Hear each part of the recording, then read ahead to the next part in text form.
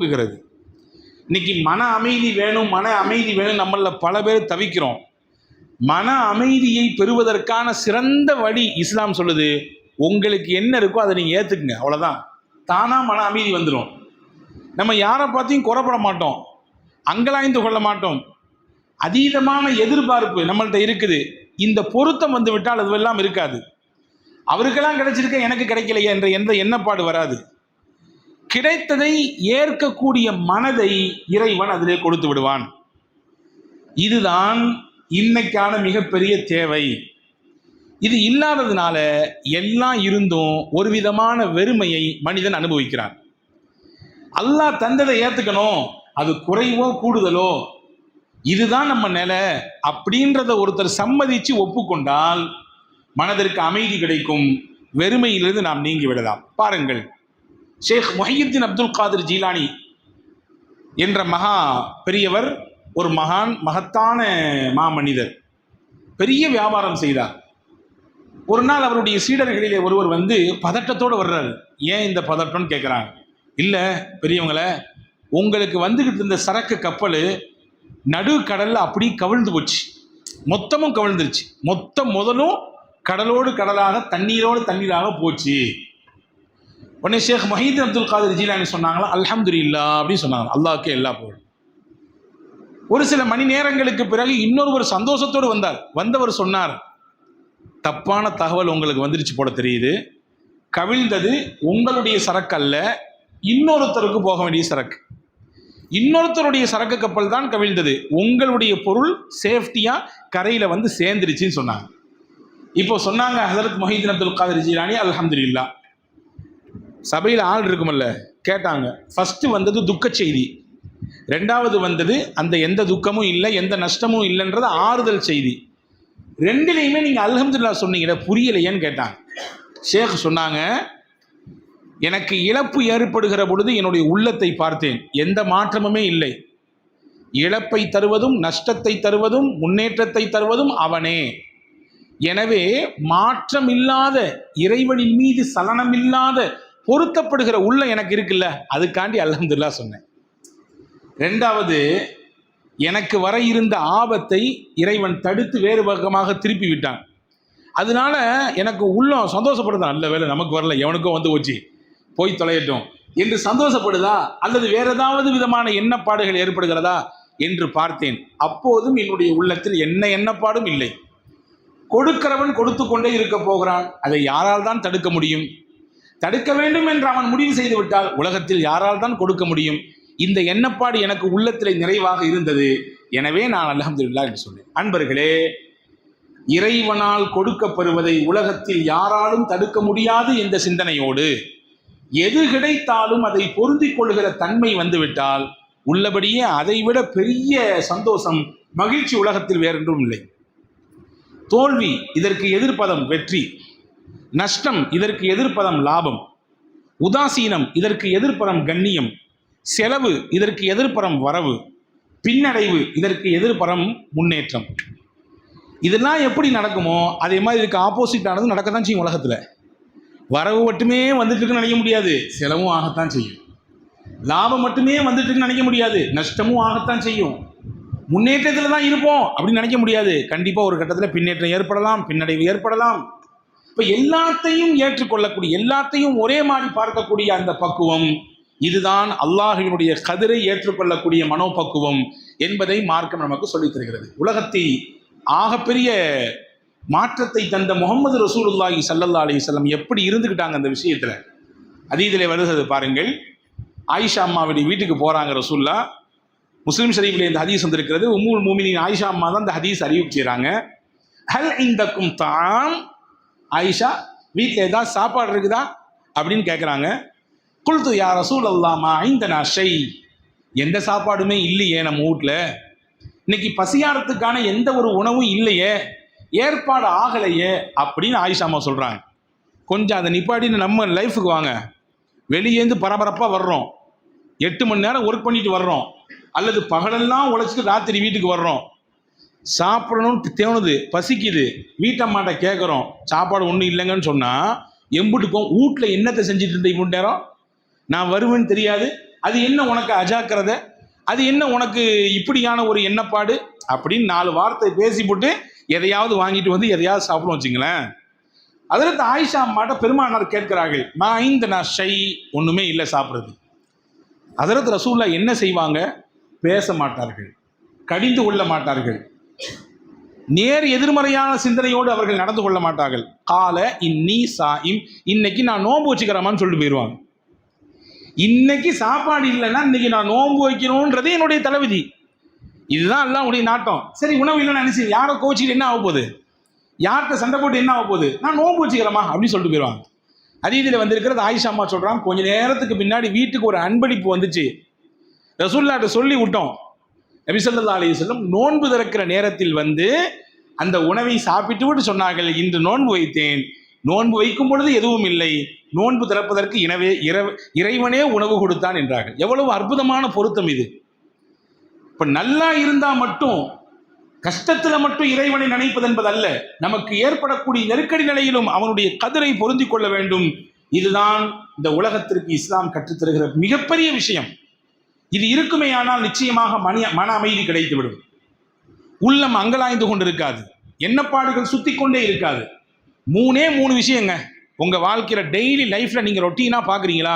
அல்லாஹ்வுக்கு லாக் சுக்ரியா, அல்லாஹ்விற்கு கோடான கோடி நன்மைகள் செய்யுங்கள், நன்றி செய்யுங்கள். ரசூல் சொன்னார்கள், மன் அஸ்பஹ மின்கும் ஆமினன் ஃபீ சர்பிஹி, ரசூலுல்லாஹ் சொன்னாங்க, பயமற்ற பாதுகாப்பான சூழலை இறைவன் உங்களுக்கு தந்திருக்கிறானா? First one. அடுத்து சொன்னாங்க, வ முஆஃபன் ஃபீ ஜஸதிஹி, அவருடைய உடல்ல ஆரோக்கியம் இருக்குது, எந்த பெரிய மைனஸும் இல்லை, உடம்பு போட்டு வருத்தி எடுத்து நிறைய காசை செலவழிக்கிற மாதிரி உண்டான சிச்சுவேஷன்லாம் இல்லை, நல்ல ஆரோக்கியமா இருக்காரு, ஓரளவுக்கு முடிஞ்ச அளவுக்கு ஆரோக்கியமா இருக்காரு, அவருடைய வேலையை அவரே செய்யற மாதிரி உண்டான ஆரோக்கியமா இருக்காரு. 3வது சொன்னாங்க, வ இந்தஹு கூத்து யௌமிஹி, அன்றைய தினம் அவரும் அவருடைய குடும்பத்தினரும் உண்ணுவதற்கு உணவு இருக்கிறது. இந்த 3 இருந்துச்சா, ரசூல் சொல்றாங்க, கஅன்னமா ஹீஸத் லஹு துன்யா, இந்த உலகமே வாரி சுருட்டி அவர் கையில கொடுத்த மாதிரின்னாங்க. பயமற்ற பாதுகாப்பு, உடல் ஆரோக்கியம், அன்றைய தேவையை நிறைவேற்றுவதற்கான உணவு, இந்த 3 இருந்துச்சா இந்த உலகமே கிடைச்சிடுச்சு. பொதுவாகவே மனிதனுடைய சிந்தனை என்ன தெரியுமா?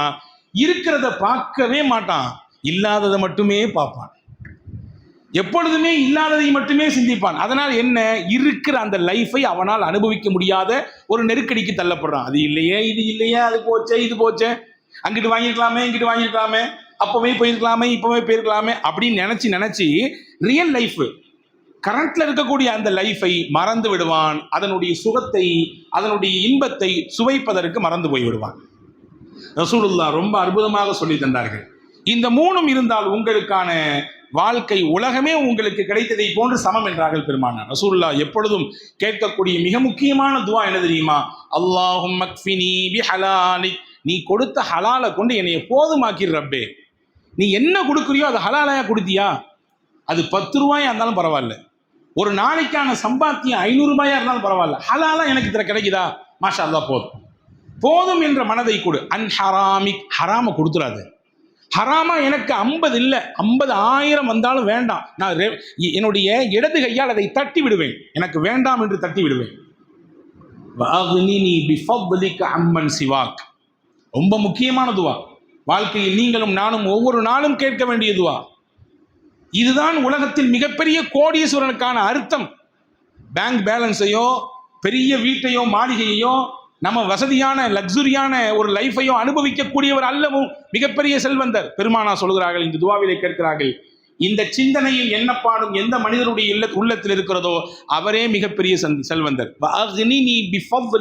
அம்மன் சிவா, உன்னை தாண்டி என் சொந்த தேவைக்கு யார்கிட்டையும் நான் கையேந்த கூடாது, அப்படிதான் முடிச்சு.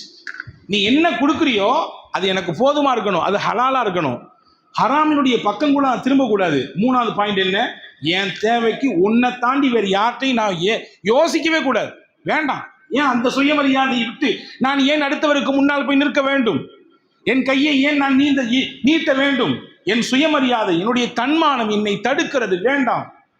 இந்த 3 சிந்தனையோடு ஒரு முஸ்லிம் இருக்க வேண்டும் என்று பெருமானார் ஸல்லல்லாஹு அலைஹி வஸல்லம் சொன்னார். ஆக யார் உலகத்தில் மிகப்பெரிய செல்வந்தர்? ரசூலுல்லாவின் வார்த்தையில் சொன்னால் உங்களுக்கென்று இறைவன் எதை எழுதியிருக்கிறானோ அதை ஏற்றுக்கொள்ளுங்கள், நீங்கள் தான் உலகத்திலேயே மிகப்பெரிய செல்வந்தர். இது 2வது பாயிண்ட். 3வது பாயிண்ட் ரசூலுல்லாஹ் சொன்னாங்க, வஅஹிப்ப லின்னாஸி மா துஹிப்பு லினஃப்ஸிக், உனக்கு என்ன பிரியப்படுவியோ அதே மாதிரி உன் சகோதரனுக்கும் பிரியப்பட்டு, உனக்கு எதை ஆசைப்படுவியோ அதே மாதிரி மக்களுக்கும் நடக்கணும்னு ஆசைப்படு. நீங்க பார்க்கறதெல்லாம் பார்த்தா இதெல்லாம் நடக்கிற காரியமா?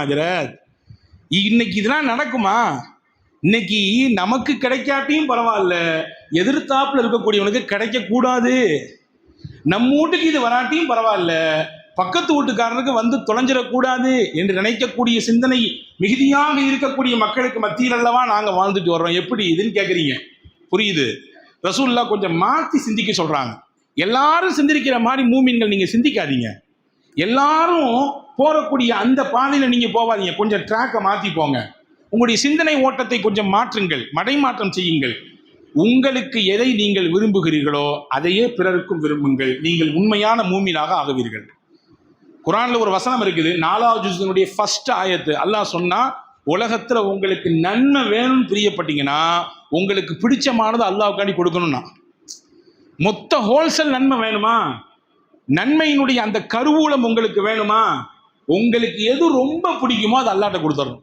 இந்த ஆயத்து இறங்கின உடனே மதீனால இன்னைக்கும் அதனுடைய அடையாளம் இருக்குது. அபூ தல்ஹான் ஒரு சஹாபி ஓடி வந்தார். வந்து நபியிடத்திலே சொன்னார், எனக்கு ரொம்ப பிடிச்சது என்னுடைய தோட்டம் பைருஹா. நீங்க கூகுள் பண்ணி பாருங்க, பைருஹான்னு போட்டு பாருங்க, இந்த வரலாறு அப்படியே பின்னால் வரும். எனக்கு பிடிச்ச என் சொத்துக்கள்லேயே ரொம்ப பிடிச்சது பைருஹா. எப்போ அல்லாஹ் சொல்லிட்டானோ உனக்கு பிடிச்சதை எனக்காண்டி கொடுக்கலன்னா உனக்கு நன்மை கிடைக்காதப்பான்னு எப்போ சொல்லிட்டானோ கொடுத்துட்டேன், இப்பவே கொடுத்துட்டேன், இப்பவே தந்துடுறேன், அல்லாஹ்வுக்காக எடுத்துக்கங்க. அல்லாஹ்வின் தூதர் எவ்வளவு பெரிய விசாலமான மனதிற்கு சொந்தக்காரர்கள் தெரியுமா? வந்தது வரைய லாபம்னு வாங்கி பின்னால போட்டுக்கல. ரசூல் சொன்னாங்க, உன் குடும்பத்திலேயே உன்னுடைய உறவுகள்லேயே கஷ்டப்படுறவங்க இருப்பாங்களப்பா, அவரை கூப்பிட்டு கொடுத்துரு பங்கு வச்சு. நீ அல்லாஹ்வுக்காகவே நீ கொடுக்க முன் வந்து விட்டாய். உனக்கு பிடிச்சதை தூக்கி அடுத்தவருக்கு கொடுக்கணும், அல்லாஹ் கொடுக்கணும்னு ஆசைப்பட்ட, அல்லாஹ்வுக்கு கொடுக்கலாகவே அல்லாஹ் கணக்கில் எழுதி கொள்வான். உன் உறவுகளுக்கும் சொந்தங்களுக்கும் கொடுத்து விடு, பங்கிட்டு விடு என்று சொல்கிறார்கள் பெருமானா ஸல்லல்லாஹு அலைஹி வஸல்லம். இன்னைக்கும் அதனுடைய அடையாளத்தை மதீனா மஸ்ஜித் நபவி தாங்கி இருக்கிறது. அறிஞ்சவர்களுக்கு, அது குறித்து உண்டான ஞானம் தெரிந்தவர்களுக்கு எந்த இடத்திலே பைருஹா தோட்டம் இருந்தது, அந்த இடத்தினுடைய அடையாளங்கள் என்ன என்பது உட்பட தெரியும் இல்லையா? அன்பர்களே, இதுதான் இஸ்லாம். எல்லாரும் சிந்திக்கிற மாதிரி சிந்திக்காதீங்க. எல்லாரும் தனக்கு போகும் மிச்சத்தை கொடுப்பாங்க, அல்லது தனக்கு வேண்டாத தூக்கி கொடுப்பாங்க. நீங்க அப்படி இருக்காதீங்க. உங்களுக்கு என்ன பிடிக்குமோ அதை பிறருக்கு கொடுங்க. உங்களுக்கு நீங்க எப்படி யோசிப்பீங்களோ, உங்க குடும்பத்துக்கு எப்படி நீங்க கற்பனை பண்ணுவீங்களோ, பிளான் பண்ணுவீங்களோ, அதே மாதிரி மக்களுக்கும் பிளான் பண்ணுங்க. இதுதான் இஸ்லாம் சொல்லுச்சுங்க. இந்த தத்துவம் இருப்பதினால்தான் இன்னைக்கு வரைய முஸ்லிம்களில் பலர் இந்த நிலைப்பாட்டோடு வாழுகிறார்கள். ரொம்பலாம் போக வேண்டாம். பின்னாடி ஒரு 2 வாரத்துக்கு முன்னாடி ஆஸ்திரேலியால போன்டி என்ற கடற்கரையிலே ஒரு துப்பாக்கி சூடு நடக்குது. தெரியுமல்ல? எல்லாத்துக்கும் தெரியும். ஒரு யூத மதத்தினுடைய பண்டிகை கொண்டாட்டத்தினுடைய நாளிலே முரட்டுத்தனமாக 2 நபர்கள் வந்து துப்பாக்கியால் சுட்டு தள்ளுகிறார்கள். இந்த நேரத்தில் பின்னாடி இருந்து ஓடி வந்து ஒரு மனிதர், அஹமத் பின் அஹமத் என்று சொல்லக்கூடிய ஒரு மனிதர், பிடித்து வாங்கி இழுத்து அந்த துப்பாக்கியை வாங்கி அவர்களை அந்த மாபாதக செயலிலிருந்து தடுத்து நிப்பாட்டினார். ஆஸ்திரேலியாவுடைய ஹீரோ என்று இன்னைக்கு வந்து மொத்த சமூக வலைதளங்களும் அஹமத் பின் அஹமதை பற்றி ரொம்ப உபசரித்து பேசுகிறது. இதற்கு பின்னால் இருக்கக்கூடிய விஷயம் என்ன? ஹீரோயிசமா? தன்னை யாருன்னு காட்டக்கூடிய இடம் அப்படி அது கிடையாது. தனக்கு கண்ணுக்கு முன்னால் மக்களுக்கு சிரமம் ஏற்படுவதை பார்த்து கொண்டு ஒரு மூமின் சும்மா இருக்க மாட்டார். தன் குடும்பத்திற்கு, தன்னுடைய உறவுகளுக்கு, தன்னுடைய நட்பு வட்டாரத்திற்கு இந்த சிரமத்தை எப்படி ஏற்றுக்கொள்ள மாட்டாரோ அப்படியே பிறருக்கும் ஏற்பட்டால் பார்த்து பொறுத்து கொண்டு இருக்க மாட்டார். இந்த சிந்தனையின் வெளிப்பாடுதான் அவரை உயிரை பணயம் வைத்து அந்த வேலையை செய்ய வைத்தது.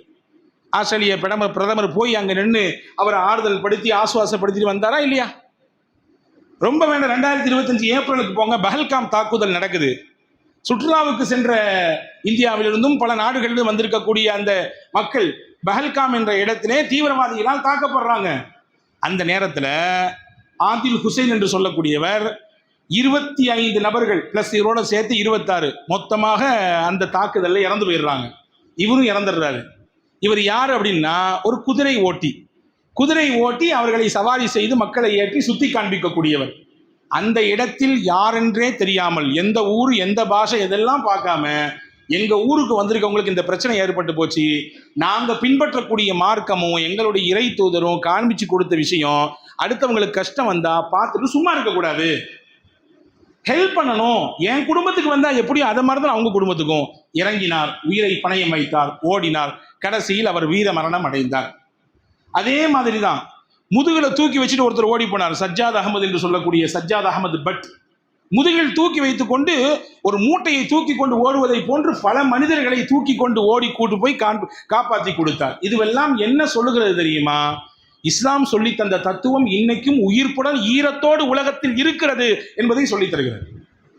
2024 ஆகஸ்ட்ல வயநாட்டில் மிகப்பெரிய நிலச்சரிவு ஏற்படுது. நிலச்சரிவில் பல உயிர்கள் அங்கே பலியாகிறது. அந்த நேரத்தில் 2 கரைகளையும் இணைக்கக்கூடிய ஒரு பாலம் உடைஞ்சி நீரோடு நீராக அடித்து செல்லப்படுது. இந்த கரையிலேருந்து அந்த கரைக்கு போகணும். அங்கே நிறைய பேர் பாதிக்கப்பட்டவங்க இருக்கிறாங்க. பாம்பால் விஷ ஜந்துக்களால் தீண்டப்பட்டு இப்போ மருத்துவத்தினுடைய தேவை உள்ள மக்கள் நிறைய இருக்கிறாங்க. எப்படி இந்த ஆற்று அங்கிட்டு கிடக்கிறது? கொஞ்சம் மிஸ் ஆனாலும் மொத்த வெள்ளத்தோடு சேர்ந்து நாமளும் கரையில் ஒதுங்கிடுவோம், போயிடுவோம். வெள்ளத்தோட கயிறை போட்டு ஜிப்லைனை போட்டு ஒரு பெண்மணி ஒரு மிகப்பெரிய சாகசத்தை செய்தார். அந்த பெண்மணி நம்முடைய தமிழ்நாட்டை சேர்ந்த பெண்மணி தான், நீலகிரி மாவட்டம்.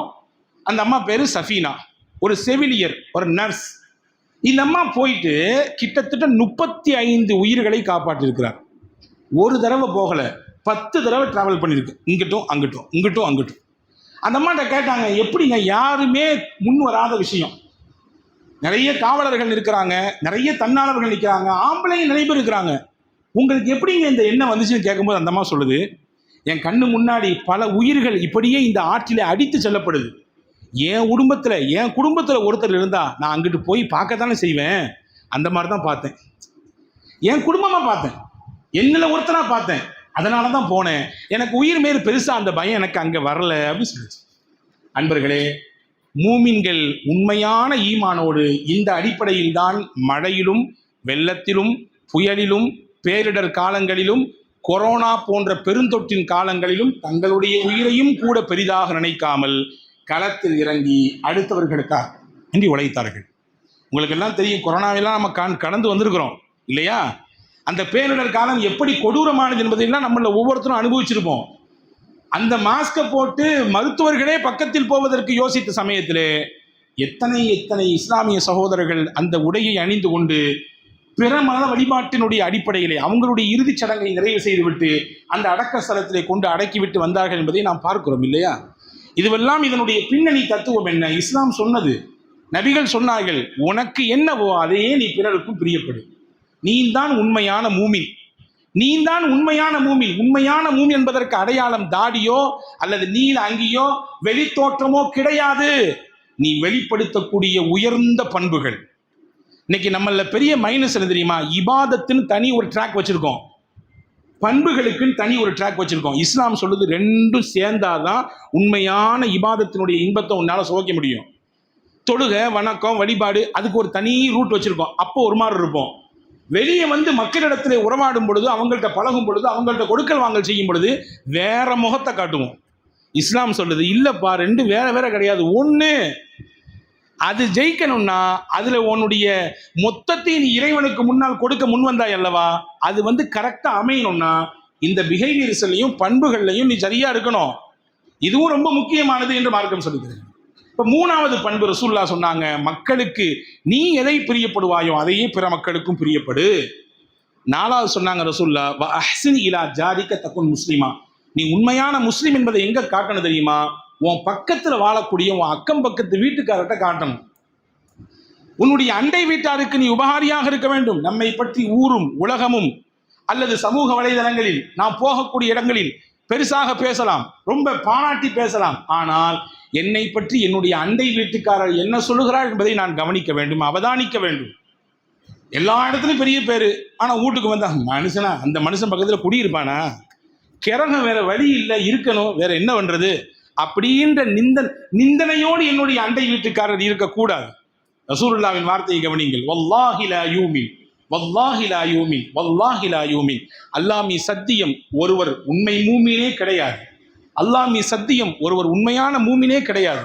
வல்லாஹி அல்லாமி சத்தியம், ஒரு உண்மையான மூமினே கிடையாது. சஹாபாக்கள் கேட்டாங்க, யார் ரசூலுல்லாஹ், நீங்க ஒரு தடவை சொன்னாலே வெரி வெயிட், ரொம்ப அது பவர்ஃபுல்லான வார்த்தை, அது எங்களால் தாங்கிக்க முடியாது. 3 தடவை அல்லாமி சத்தியமிட்டு உண்மையான மூமினுக்கான அழகே அல்ல, இவர் உண்மையான மூமினே கிடையாதுன்னு சொல்றீங்க, யாரு தான் அந்த மனுஷன் சொல்லுங்களேன்.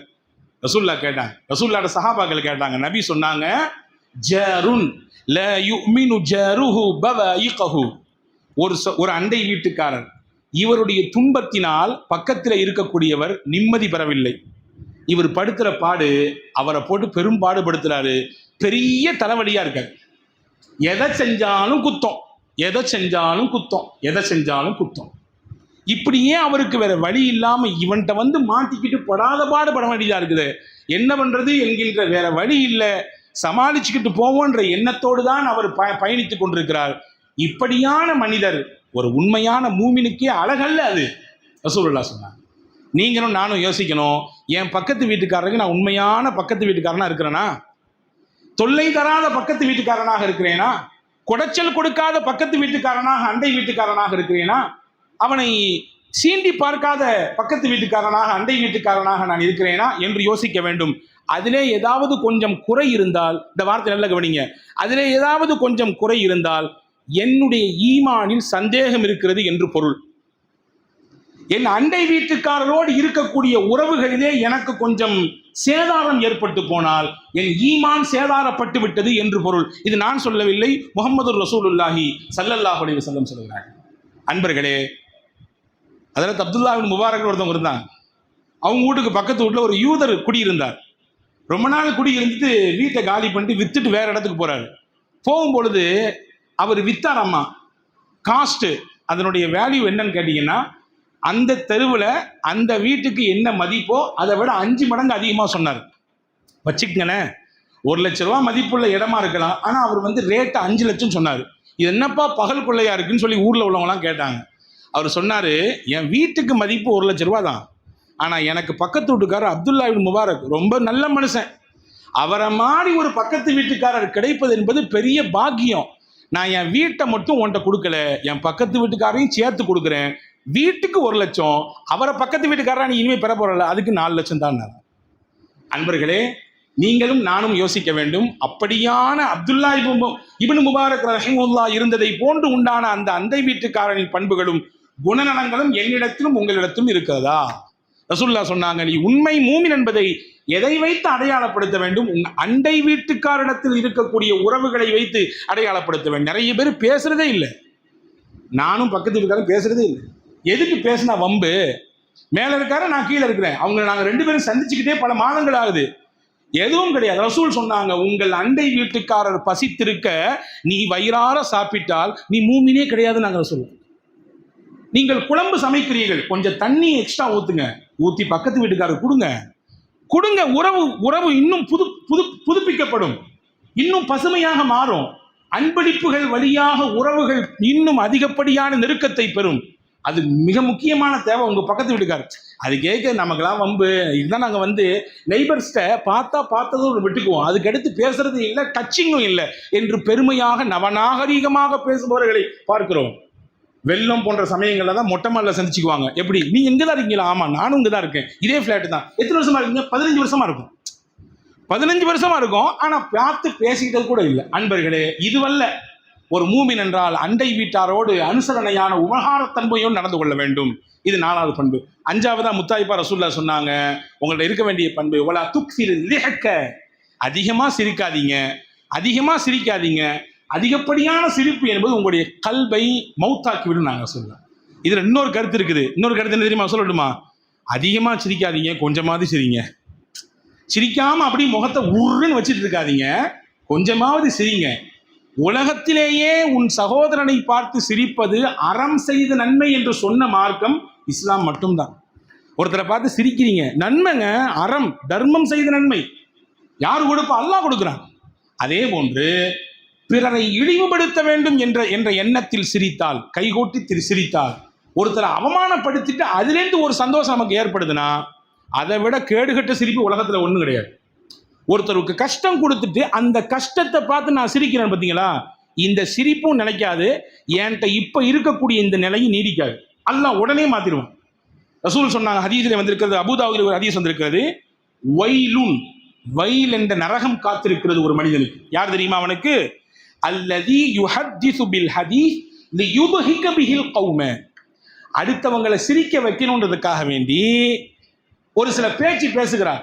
அந்த பேச்சு சில நேரங்கள் சிலருடைய தன்மானத்தை சீண்டிடுது, ஒருத்தருடைய சுயமரியாதையை தொட்டு பார்த்துருது, உரசி பார்த்துருது, ஒருத்தருடைய அந்தஸ்தை கொஞ்சம் இறக்கி விட்டுருது. ஆனா இவர் பேசுறது எதுக்கு தெரியுமா? எல்லாரும் சிரிக்கட்டும், நம்ம பேசுறதை பார்த்து சிரிக்கட்டுமே அப்படின்னு நினைக்கிறார். ரசூல் சொன்னாங்க, இவருக்கு வயல் என்ற நரகம் காத்திருக்கு. நாங்கள் ரசூல் சொல்லிட்டு அடுத்து சொல்றாங்க, வயலுன் லஹு வயலுன் லஹு வயலுன் லஹு 3 தடவை சொல்றாங்க. அப்படி என்றால் நீங்கள் சிரியுங்கள், பிறரை மகிழ்ச்சிப்படுத்துவதற்காக வேண்டி சிரியுங்கள். பிறர் படுகிற துன்பத்தை பார்த்து சிரிக்காதீர்கள். பிறரை துன்பப்படுத்தி அவர் படுகிற கஷ்டத்தை பார்த்து நீங்கள் புலகாங்கிதம் அடையாதீர்கள். அது ஆபத்தானது. உங்களுக்கு மட்டுமல்ல, உங்கள் வம்சத்தையே அழிப்பதற்கு சக்தி மிக்கது அந்த சிரிப்பு, ஏளன சிரிப்பு. எனவே வேண்டாம் என்று பெருமானார் தடுத்தார்கள். எனவே அதிகம் சிரிக்காதீர்கள், கொஞ்சம் சிரியுங்கள்.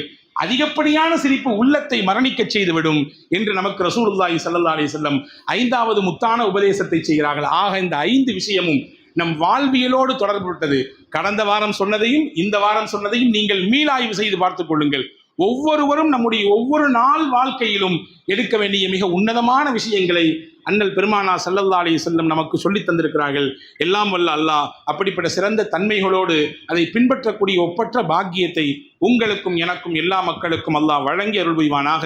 ஆமீன். வ ஆகிரு தாவானா அனில் ஹம்துலில்லாஹி ரப்பில் ஆலமீன். அஸ்ஸலாமு அலைக்கும் வரஹ்மத்துல்லாஹி வபரகாத்துஹு.